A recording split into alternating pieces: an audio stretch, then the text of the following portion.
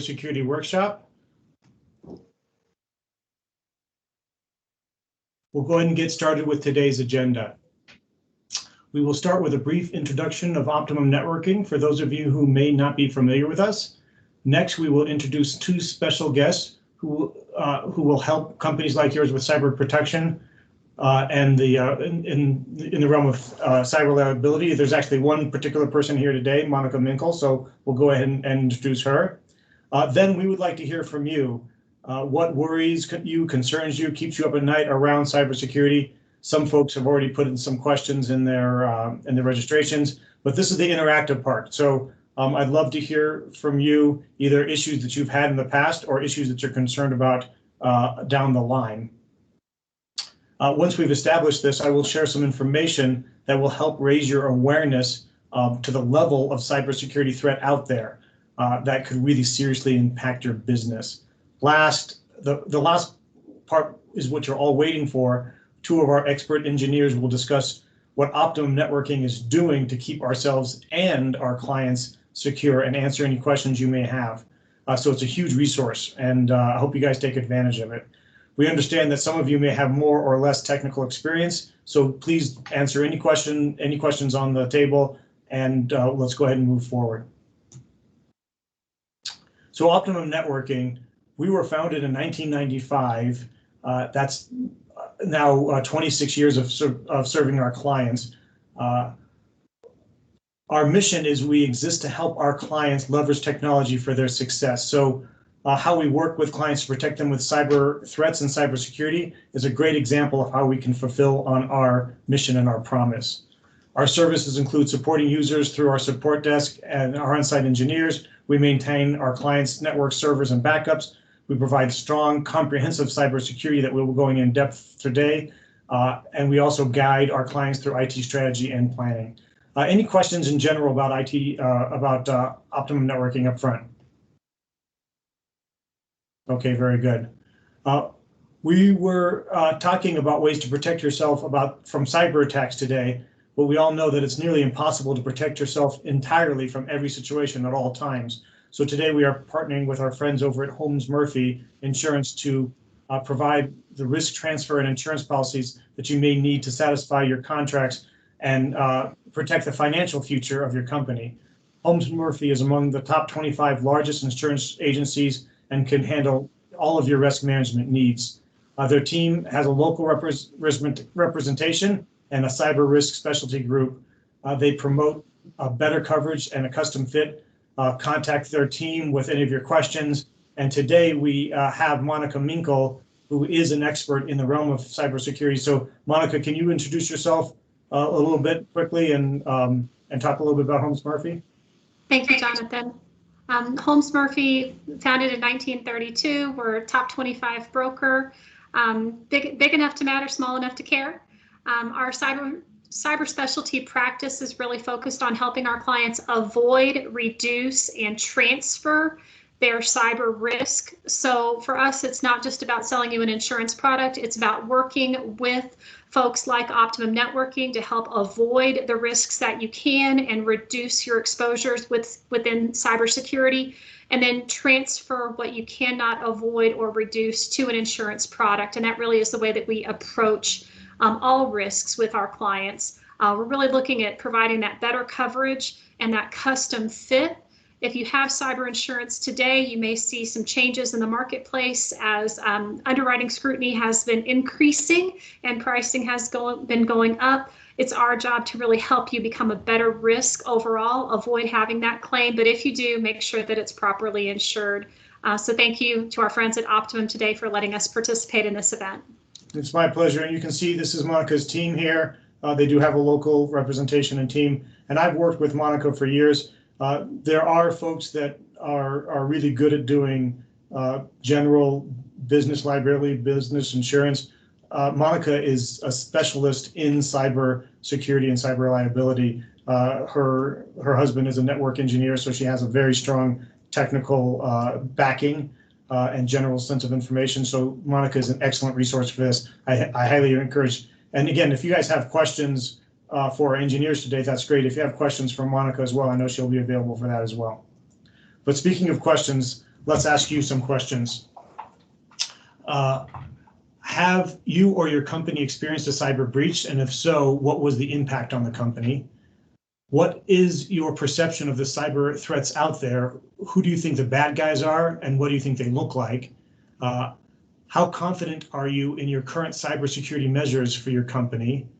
Are you supported by a managed service provider? And if so, how confident are you in their provisions for themselves? What concerns you most about a cyber breach? Are you aware of national or international regulations that your company or industry may be bound to, like HIPAA or CCPA, GDPR? There's another one, CMMC, that's out there now. And last but not least, absolutely, what do you consider an effective backup strategy for your company? Because that really does lock into the cybersecurity discussion as well. So as I said, this is the interactive part of it. So please feel free to unmute and let us know some of the questions, concerns, or answers to some of these questions that you have for your company right now.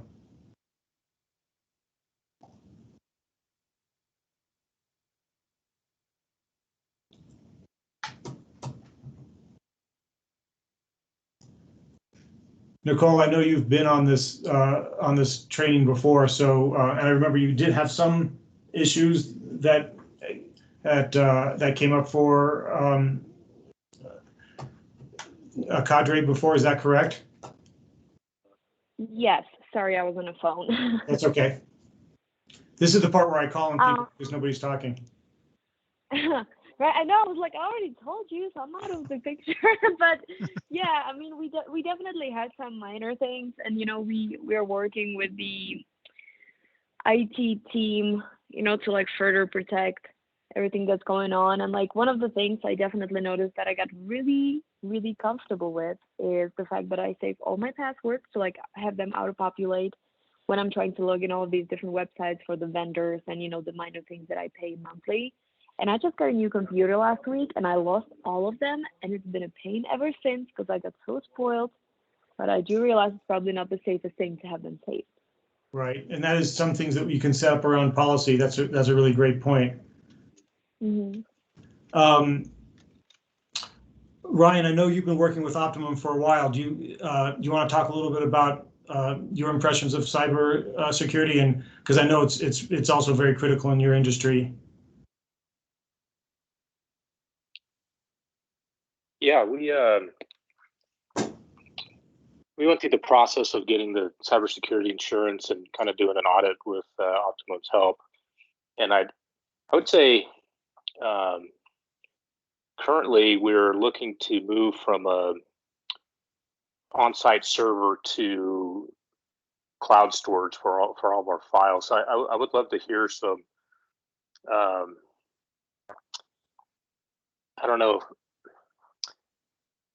Just what we should be thinking about as we make that transition. You know, is it more or less secure than the physical server? Or there are, you know, issues we need to be aware of with that. You know, or anything you could put my mind at ease that it is we're making the right choice. That's a great question, and I know the engineers will be addressing not only premise but cloud and remote worker security, because that has the security risks for people going to the cloud and also accessing the systems remotely has spiked tremendously. So last but not least, Kyle, I know we just met, and I know that you're kind of new to learning about Optimum Networking. Any questions, concerns, or anything kind of going on over there with your group? I'm assuming you guys would have some HIPAA requirements or some personal information data that you'd have to make sure is secure. Yeah, we I mean, we deal with a lot of sensitive information. Are you guys able to hear me? Yes, we hear you Yeah, well. Thank you. yeah, I mean, we offer visitation services for families going through custody battles. So we do deal with a lot of sensitive information regarding their court cases and everything like that. Got a lot of HIPAA requirements. So yeah, I'm just excited to be on this because it's a very important thing with our organization. Thanks for sharing that, Kyle. Anybody else before we move on? Great. Well, I'm just going to go ahead and talk a little bit about cyber awareness right now. In order to do so, I want to take a brief trip back into yesteryear, where pirates terrorized the high seas. These criminals have been romanticized in recent decades, but back in the day, they were pretty scary. In reality, they established well-organized business model that leveraged aggressive marketing and branding to ensure that they could steal as much booty as possible at the lowest possible cost. This included finding ways that they could have folks surrender their riches without a fight, promising that if they did fight, they would regret it. In other words, they were less worried about the Royal Navy and more concerned that folks would adequately defend themselves. So what's changed? I'm afraid not much. Maybe the bad guys aren't quite as exciting, but we really don't know because we really don't see them very often. But what we do know is that they are very well organized, they are very dangerous, and they are very good at what they do. The similarities are frightening. These folks know that for the most part, the authorities do not have the resources to crack down on them, so they are operating with near impunity. The only way to protect yourself is to increase awareness and have the best tools and systems available and in place. So bottom line, you don't want to be a soft target. So here are the realities. Some of the best in the business make it a full-time job, not only to execute cyber attacks, but they create software for other less talented folks to do the same. They utilize the dark web to communicate and run their business. So what is the dark web, you may ask? I'll let the engineers answer more technical side of that question, but basically it's a network of servers that requires a special browser that is encrypted and keeps you anonymous and not trackable. Keep in mind, this is big business, and they have created a real community. On top of talented developers, these groups have marketing departments, finance departments, if you can believe it, and even customer service reps. And that's one that gets me the most.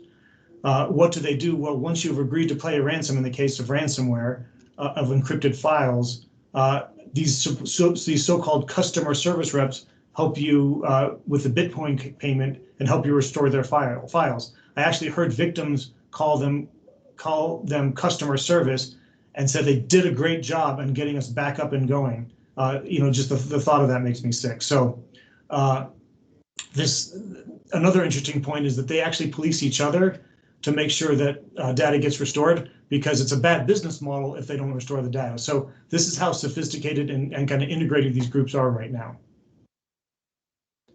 Here are a few examples of groups on the dark web that are marketing their services. So it even reads Raccoon collects passwords, if you can't read that, cookies, and auto-completes forms from all popular browsers. So they're advertising this on the dark web. This is how you can become a hacker yourself. This is an example of the financials of it, how much they're charging per remote desktop hack, how almost anyone can buy this and do it on their own. And they even offer a guarantee. That's kind of spooky if you just think about it. So again, this is all part of raising awareness of the scary stuff that's out there. So what are we going to do about it? To begin, I will introduce some of the members of our team who are experts in this field. Brett Ammerman is one of our owners and is our Chief Technical and Security Officer. Brett has over 30 years of industry experience, and it is his dedicated role to focus on Optimum Networking cybersecurity. Bill Townsend works with both sales and the project teams. Bill has more than 30 years of IT industry experience as well, and he has a strong background in networking and cybersecurity. So Bill and Brett are both on the call today, and I will let them introduce themselves. Brett, do you want to start? You bet. Thanks, Jonathan. You're doing a great job out there. And thanks for the questions. I think they're all very good. And don't ever shy away from popping your hand up if you have a question you want us to stop during your presentation. Everybody benefits when you guys ask questions because everybody's thinking the same thing that you are when you ask those things. I started my career in computers because I was selling them, building them and selling them out of my basement back in the mid 80s, and I was competing with Costco, and little did I know that that would really turn into a career for me because I got my degree in forestry. But we'll just move on from there. It's interesting to see where things have come in that period of time, and so I just moved from Alaska down to Colorado about 30 years ago, and then started with a credit card company, and then moved to a large engineering firm where Bill and I met. And the founders of Optimum Networking also were working at Optimum Network or at CH2M Hill. And I stayed there for another 18 years while Joe and Tracy started the company. And then we stayed in touch through those years. And I asked if they had a bread-sized hole when I was done with CH2M Hill, and they did. That was 8 years ago that I joined the organization, and have just truly enjoyed working with so many bright and energetic engineers here at Optimum, and also working with all of our clients, because all of them have unique problems and we can provide unique solutions. Our goal is to really provide business IT savvy to all of your organizations so that you don't have to think about it. We take care of it for you.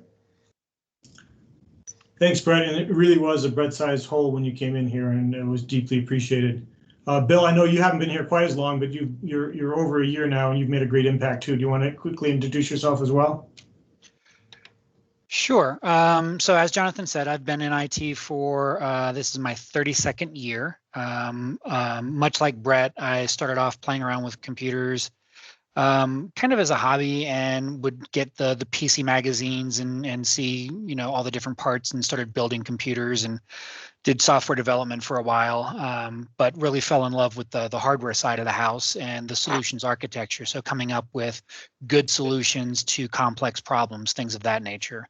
As Brett mentioned, he and I first met as part of CH2M Hill. I relocated to Denver, Colorado in 2007, and I've been with Optimum for a year and a half now, I guess it is.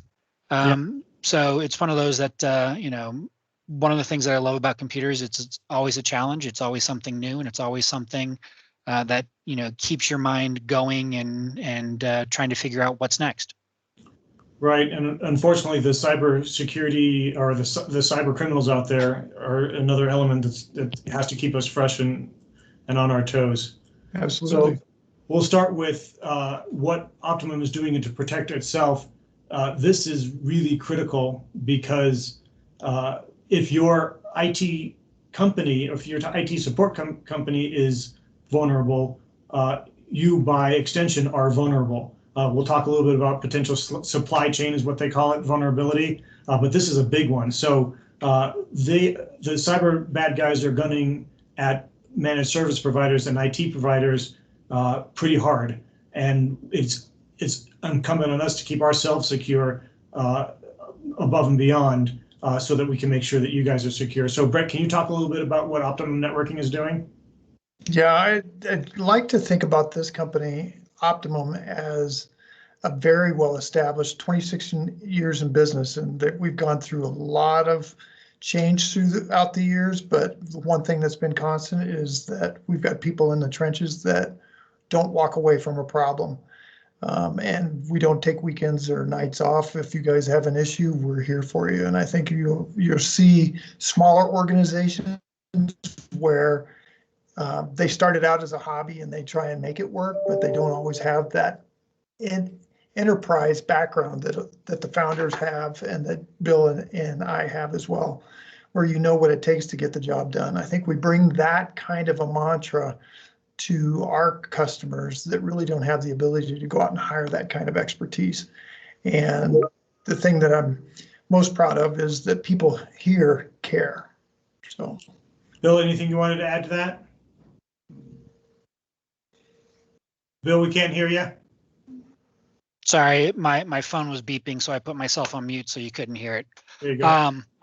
So yeah, I mean, kind of like what Brett said, you know, we practice what we preach. You know, all of the tools that we leverage for our customers, we make sure that we leverage internally first and foremost, whether it be multi-factor authentication or antivirus software or security tools.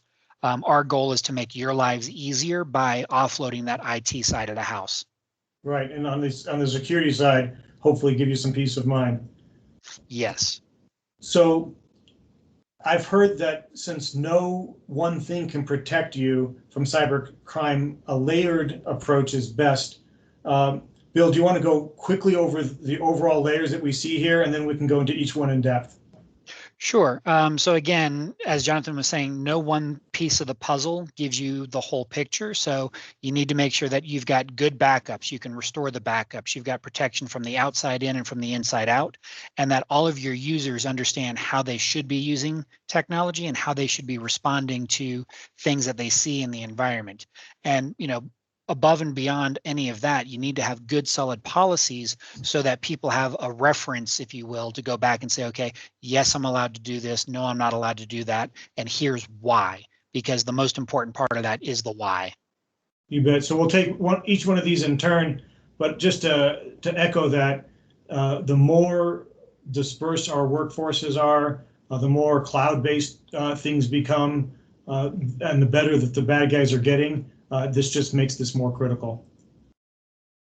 I have to agree with you on that, Jonathan. I think you see the 3 laws of backups here, and the first primary is that you're doing backups. And that's one of our pillars, that if we come up to a company and they say that they're going to manage backups, then we tend to back off and feel like you got the fox watching the hen house. We like to make sure that we have somebody independent watching those backups other than yourselves.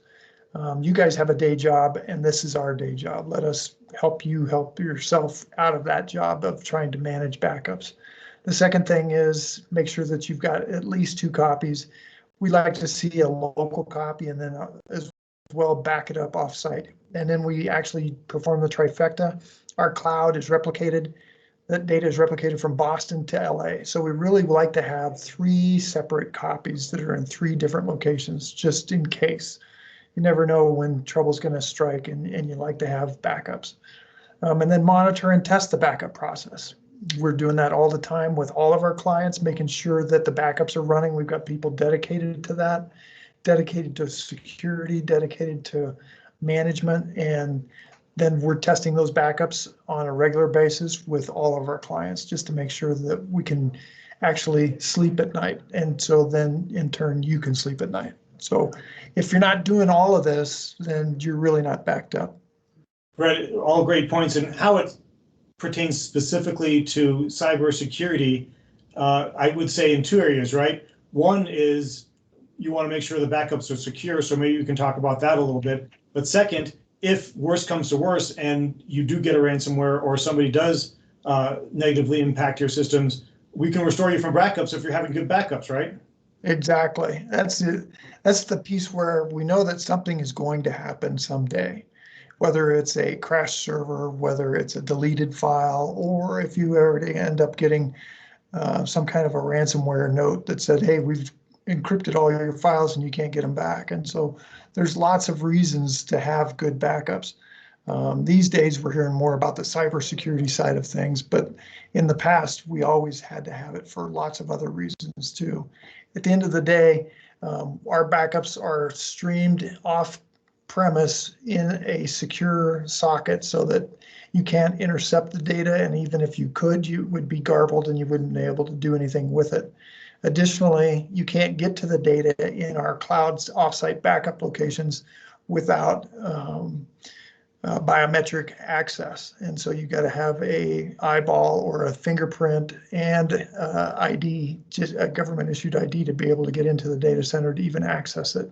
Additionally, the backups are held on encrypted disks, self-encrypting disks, so that if a disk were to get out of the backup environment, that silo where everything is, and go someplace, it's really just a boat anchor at the end of the day because it's encrypted as well. So, good questions, Jonathan. Thank you. And Bill, if you could tell us a little bit about firewalls and why they're necessary, but also how they necessarily don't solve all the world's problems. Sure. So firewalls definitely aren't boat anchors, which is good. And there are different types of firewalls. So the very basic firewall basically just creates a barrier between you and the internet and allows you to get to the internet, but doesn't allow internet to get back to you if it's not part of an answer to your question from the internet. So we leverage what are called next generation firewalls, or next gen firewalls for short. These firewalls have additional features built into them. They allow content filtering to make sure that you're not going to inappropriate websites. It does antivirus protection as well, so it scans the files that you're downloading to make sure that there's not malware in them, or other forms of Trojans or backdoors to take over your computer. These firewalls also give better flexibility around controlling the types of traffic that can be brought in or let out. So when you think about video calls today, if you're not a company that does a lot of Teams type meetings, you could even turn off video streaming because you want all of your bandwidth to be allocated to email and file sharing and things of that nature, because that's what your business is for. So things of that nature are really important in a next-gen firewall. And probably one of the best things that you can do with these next-gen firewalls is what's called GeoIP blocking. So every country in the world has a block of IP addresses that were allocated to them so that you can see traffic coming out of England or coming out of Israel or coming out of Russia or coming out of China or coming out of Australia. And if you're not doing business with some of those countries, then why do you want that traffic knocking on your door trying to get in? So we can actually use GeoIP blocking for you to prevent countries from coming into your environment, especially if there are known countries that are just bad actors that you never do business with at all. But one of the biggest things about this is these firewalls are designed for an office environment. So like Jonathan, Brett, and I are in our corporate office, so we have a firewall that we all sit behind. When you're working from your home environment or from a Starbucks or from any other like WeWork type environment, you're not going to have that same type of an enterprise firewall. And this is where you need to have what we're referring to as internal protections that go on your laptops and desktops. You bet. And just a quick show of hands, how many folks are currently working from a home office or outside of their office right now? You can do a little react button if you want to. I'm guessing most of you. Yep. So Brett, can you tell us a little bit about more what we can do internally to protect each individual client? You bet. In days past, antivirus was the end-all be-all protection, and it's still a very good tool, but it's just one piece of the tool set that we have today. We've been a big Webroot fan for many years now. They're a local Colorado company, but the secret sauce that they have is they've got a very large database that touches every IP address on the globe 3 times a day. So they know if you're going to be going to a bad website or not, and they block it. And if it's cleaned up, then they know that, and they can and then they can allow access to it. So antivirus does more than just look for things on your computer these days. Another tool is DNS protection.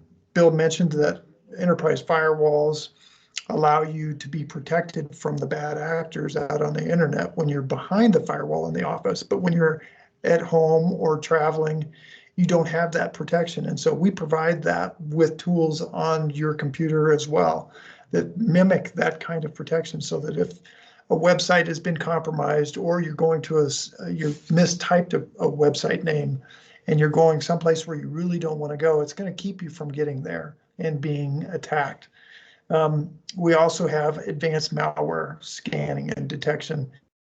And the tool that we use actually caught some of the, if you were watching the news lately on the Microsoft Exchange issue, they caught this stuff prior to it being released by Microsoft last Tuesday so that we could patch for it. So they were watching the store, knowing about these zero-day events and what was happening prior to when they started happening. So it's a really good partnership that we've got with our advanced malware protection. Then there's multi-factor authentication, and that allows you to have a username, a password, and then something else that you know.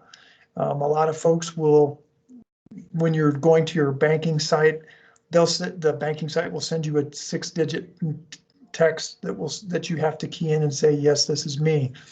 We've got another partner that we use that allows us to have a smartphone app that gives you a automatically rotating 6-digit number or 7-digit number that changes every 30 seconds. And so it's set on a world clock. And so then when you're logging into Office 365, or if you're logging into a VPN at your office, or if you're logging into a terminal server or Citrix, you have to use this multi-factor authentication app and say, yes, this is me. I approve this authentication. So it can either do just a green button or a 6-digit code, but it gives you not only a username and password, but something else that you know that nobody else knows that changes on a regular basis. And then in addition to that, we're also monitoring what's happening on your computers internally. And then that reports back to our site so that we have folks that are actually watching what's happening. If somebody tries to log in as you into Office 365 in the middle of the night from Russia, we get a notification. And so then we alert you to say, hey, you need to change your password because. Oh, Brett, you froze up a little bit. We'll go ahead and go to the next slide for now. I was gonna say, now he looks like the that image of the hackers of today, you know. Careful now. Sorry, Brett, you froze up just a little bit. You want to finish up talking about the internal protection? Yes. Yeah. So the internal protection. Sorry about that. It allows us to capture somebody that may be trying to authenticate as you from Russia in the middle of the night, and they don't have the MFA tool that you've got on your phone. And so that keeps them from actually getting in. But once we get that notification, we can alert you to say, hey, your credentials have been compromised. It's time to reset your password. So it really helps us to protect not only the folks that are in the office, but also remote as well. Ryan, do you have a question, or were you just raising your hand because you're working at home? I dropped my phone. I'm sorry. That's okay. Did you have a question for Brett or Bill? No. Okay. No, he raised his hand when you said earlier about you know, by a show of hands. That's what I thought. I just didn't know if that was new. Okay, great. Another layer is what we're talking about is user training. This is an area where we have least control over, and therefore the largest possible threat. Bill, can you tell us a little bit more about how we help clients in this area? Yeah, so for those of you who are a fan of you know, TV shows, you know, people are the weakest link. And it's not necessarily by virtue of us not knowing. It's in a lot of cases by virtue of us being fooled by these bad actors creating, you know, emails and phishing attacks that, you know, make you think that, oh yeah, I did order something from Amazon. Let me click that link to check to see where my my widget is that, you know, I ordered 3 weeks ago. So they do a really good job of creating emails that look like they come from an Amazon or UPS, a postal service, a Kohl's, a whatever else. So we leverage training tools to help educate employees of your companies on how to spot those and identify those and not easily fall for them. To give you an idea, there have been a couple of emails that have come in that I've received that I looked at that I had to look at 3 or 4 times before I realized that's not right. So, you know, and I've been in this space for 32 years. So, you know, if they're getting that good to fool people like Brett and myself who have done this for a very, very, very long time, those people who have had no training are going to fall victim to this, you know, very easily. And, you know, we do what we can to provide tools and training to protect your people so that they can spot these things as well. Because once they click on a link, that information that's collected from those bad websites is then traded on the dark web. So your email address and potentially your passwords, and you know, somebody mentioned earlier that they had all of their passwords saved in their browser. So if all of those things are in cookies and there are applications like the Raccoon that eats all of the cookies and sends them out to the dark web, well, now they've got all your passwords from all of your cookies and they can trade those on the dark web, and you then can become victim to identity fraud. So these are places where, you know, we do our best to provide tools and services as part of our offerings to you to protect you and your employees. Yeah, and it's also important to have a team like Optimum that can answer questions. Bill, it occurred to me that sometimes we even get a false positive. I see an email that I'm not sure is correct or not, and I can just send it to our support desk and say, hey guys, should I click on this or not? And they say, yeah, that one's fine, or they say, no, that one's bad. And sometimes it's the test, which is kind of silly, but that's fine. It's good to be cautious, but it's also good to be supported by experts. So thank you very much for that.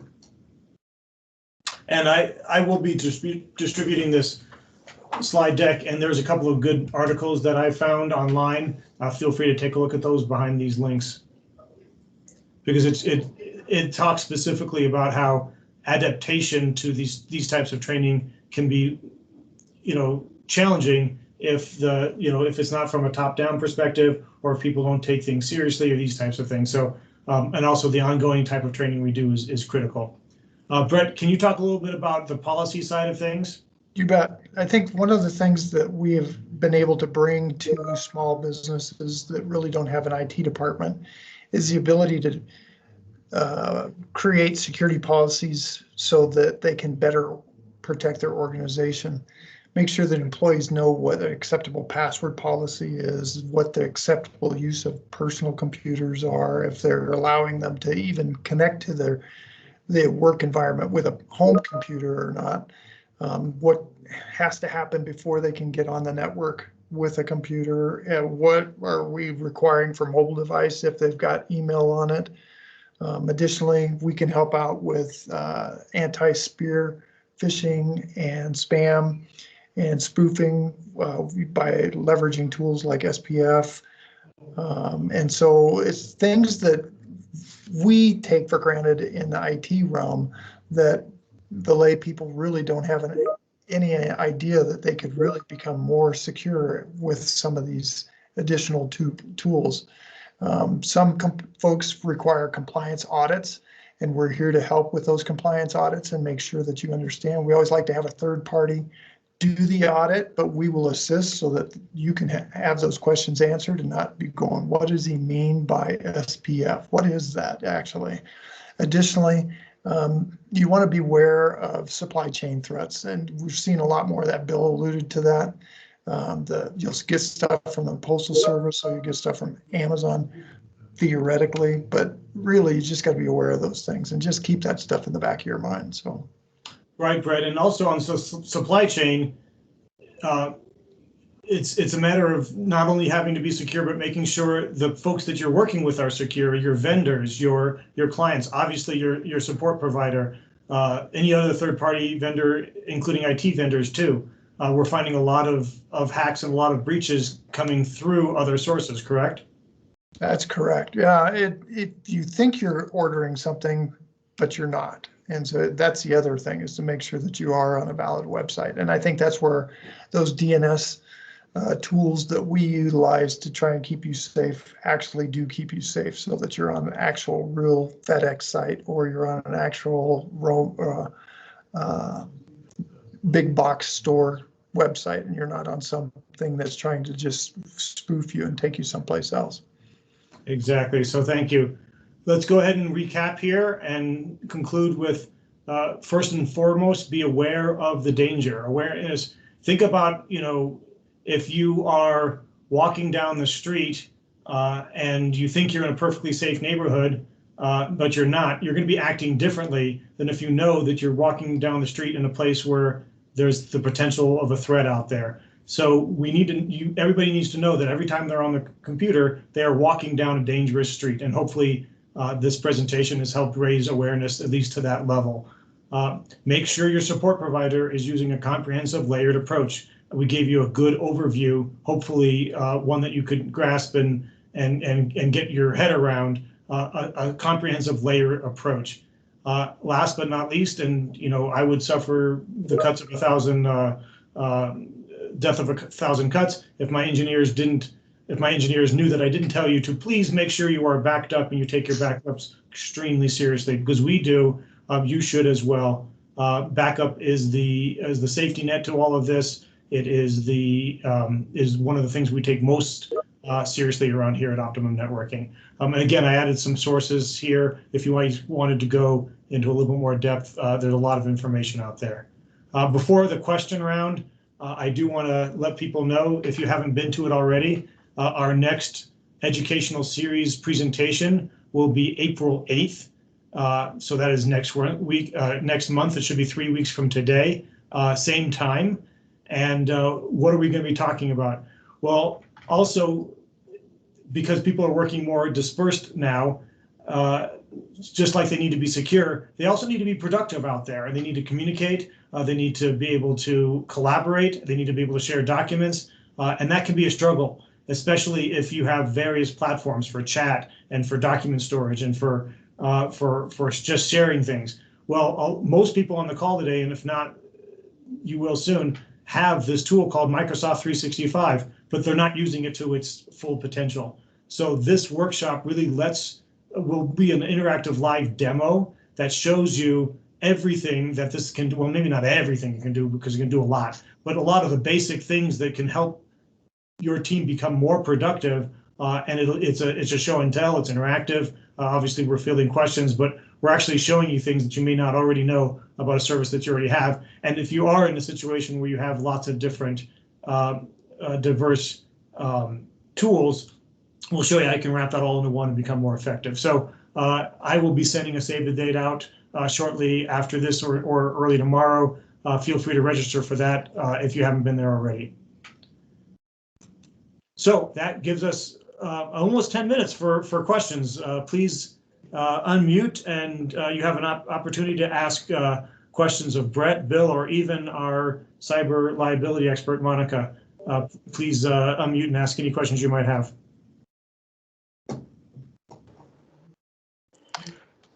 Sorry, I wasn't in the earlier part of that. I kind of had a computer issue, but I did send a question yesterday. Just curious about how you find and mitigate future threats. And you might have already covered that. I just missed that part. That's a great question, Jeremy. We talked a little bit about some of our tools that we leverage for our clients. We not only use an antivirus tool, but we also use a DNS protection tool, as well as an advanced malware protection tool. And then we also have in the background, if required for compliance, a separate support offering that allows us to detect things that are happening out in the cloud or even on your computer after hours, 24/7. I think we try and stay very close to security sites and make sure that we're watching what's happening on a daily basis.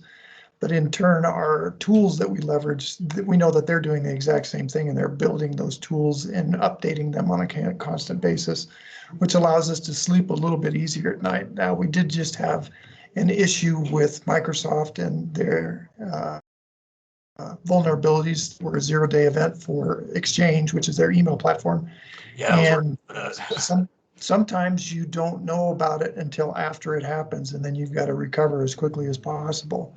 Just as an example, what happened was there was the ability to take over the Exchange servers remotely by bad actors, and they were putting control tools onto those servers that allow them to get in and download data.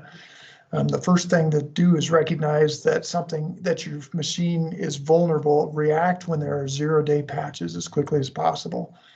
There are over 30,000 Exchange servers worldwide that were a victim, could have been a victim to this, and I would say almost a third did get compromised. And there's still that are unpatched today, even after all of the media that's garnered. But the first thing to do is find out exactly what you have to do to patch. And then if you have been compromised, you've got to mitigate, right? And so with some of these scenarios, people had to rebuild those Exchange servers and restore databases. So there was a lot of time that went into that mitigation and recovery after the fact. Depends on the event. There's malware, and so the key to that one is backups, because we rarely, or if ever, want to pay the bad actors for that key to unencrypt data. We like to make sure our backups are what you're paying for, and that you can allow you to sleep at night so that we can restore your data back to its original form. In our hosting environment, we use a snapshot technology that allows us to go back within 4 hours. Sometimes it's sooner, but allows us, if there is an issue there, we can restore in minutes up to 4 hours or less. If we need to go back further, we still have the ability to go back further as well. But those are the kind of tools that we leverage to try and mitigate the stuff that's coming, as well as react to it if it does hit and it's a 0-day event and you don't know about it until after the fact. Excellent. Great points, Brett. And I'll just add, I mean, Jeremy, the nature of the threat out there, it's unfortunately a bit of an arms race. You know, you do your best to stay ahead. The other thing a company like Optimum Networking strives to do is to protect you, but at the same time allow you to do your work and allow you to do your jobs. We could entirely shut you down so that you're safe and you'll never have an attack or a threat, and then all of a sudden you can't do your job. Also, from a budget standpoint, I still haven't found a client that has an unlimited security budget. But that would be would not be cost effective either. So we try to keep it in a way that we can protect you with a reasonable, so it's not bankrupting you or also draining your resources for you to do your job. So it's really it's a balance question, but to know, and as Bill and Brett has expressed, keeping up on the latest technologies. There are good actors out there, as well as the engineers at Optimum Networking that are doing everything they can to stay ahead of the game. Cool. Yep. So looks like Monica put a question into the chat as well. She was asking about offering a few specifics on ransomware prevention. So as Brett mentioned earlier, having a good antivirus is, first and foremost. Having these advanced protection tools that we were talking about that do DNS inspection, so that if you go to type Microsoft and you leave off the T and somebody's hijacked that domain name, and then they drop malware behind the scenes and seamlessly redirect you to Microsoft's website. Those are some of the things that are critical, is having not just one layer of software to protect you or one layer of a tool to protect you. Having antivirus, having DNS inspection, having backups that go to the cloud that have multiple copies of it, so that you can use like a OneDrive and go into OneDrive and restore a file that's not been overwritten 400 times, so that you get that copy of it back. Having a cloud-based backup solution that works with you, whether it be, through us or like a Carbonite type or some of the others that are out there in that space. Those are the types of things that are super critical to get your files back in the event of ransomware. So, having backups locally that writes to a secondary drive locally that doesn't get replicated offsite to a cloud storage, that doesn't do you any good, because as soon as it's overwritten and gets written to your backup device, well, you've now lost it. So you need things that have different versions of your backups, so that you can go back in time and find a clean copy of those. Some of the other things you can do is make sure that in an environment where you have on-premise servers, that you use roles-based administration. So if Monica doesn't need to have access to everything on the network, then Monica should only have access to her shared files and maybe, a budget and finance folder or something of that nature. But if I have domain admin rights and I'm logging in with my account that has domain admin rights, and then I get compromised, then my credentials have access to everything, and then I become compromised. So always make sure that you're using the least privileges in your environment when you're logging into computers. Brett, anything to add? No, I think you hit the nail on the head there. That's really good. I think the biggest thing for me is just to be repetitive, is backups. Well, and user awareness is key. From a practice standpoint, user awareness training is important for ransomware too, yes? Because that's usually the way it gets in. Say again, Jonathan, you broke up a second. I'm sorry, I'm saying user awareness training is that the way usually that ransomware gets in more than not? Correct. As we mentioned earlier, it all starts with, education and awareness, and from there have the tools built on top of it. But if you don't have the time to do the education, the awareness, then you definitely need to have good tools that are multiple layers for antivirus, DNS inspection, and cloud-based backups with version control, and then permissions if you're in an on-prem type solution. That's a great question. Thank you, Monica. Thanks, Monica. Anybody else? We have just a few more minutes. And feel free to use the chat as well. I'm glad Bill's looking at it. I'm using my tools effectively. There you go. And that's, yeah, chat is one of the things we'll talk about at, fun with chat at our next educational workshop. Well, thanks everybody for your time today. Again, I hope this was beneficial. I hope that your time was valued by us. And if we could have saved one person from clicking on one bad link, we did our jobs today. So go back and consider these things. I will be sending a recording and this power slide deck out to you. So if you have follow-up questions that occur to you after the workshop, feel free to just reply to that email and we'll get you some answers on that as well. So have a great rest of the week.